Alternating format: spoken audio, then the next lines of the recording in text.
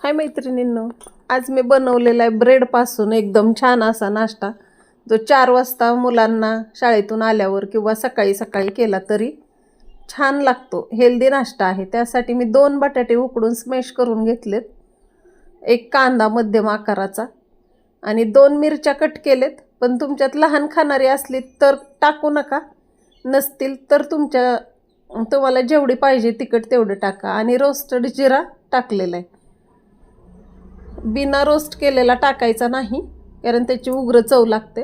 हळद घातली आहे, चवीपुरतं मीठ घातले, थोडंसं लाल तिखट घातले आणि 3 ते 4 स्लाइस ब्रेडच्या घेतलेत मी. त्याच्या कडा काढून घ्यायच्यात, कारण ह्या कडा पण आपल्याला उपयोगी येणार आहेत, त्यामुळे मी काढलेले आहेत. त्याची गोड चेरी असलेली काढून टाकायची.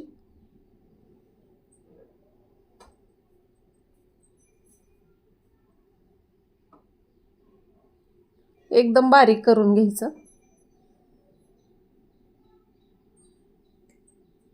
आणि सर्व त्याच्यात टाकून एकजीव करायचं.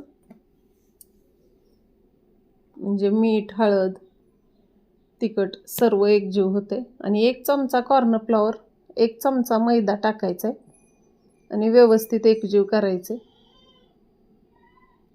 आता कॉर्नफ्लॉवर आणि मैदा का घातलाय? तेल धरू नये म्हणून. आता हे पण मी बारीक करून घेतलेत कडा. आणि 2 चमचे कॉर्नफ्लॉवर घ्यायचे आणि थोडंसं पाणी घालून व्यवस्थित ढवळून घ्यायचं, म्हणजे कॉर्नफ्लॉवर खाली बसत नाही. हे कॉर्नफ्लॉवर पण का घेतलेलं आहे तर वरून कोटिंग करण्यासाठी, म्हणजे तेल आत शिरत नाही आणि तेल धरत नाही ब्रेड रोल. अशा पद्धतीने हे सर्व करून कोटिंग करून घ्यायचं आहे त्याच्यात कॉर्नफ्लॉवरमध्ये बुडवून.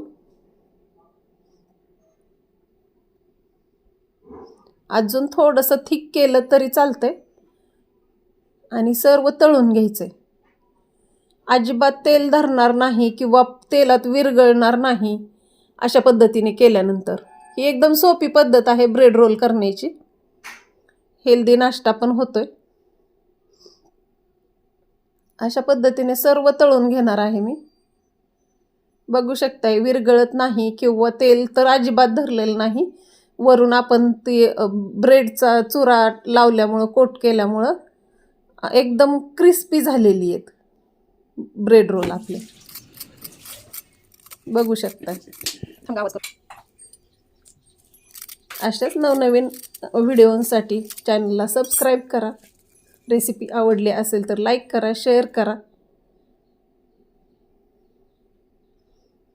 आणि सर्वात महत्त्वाचं खात राहा.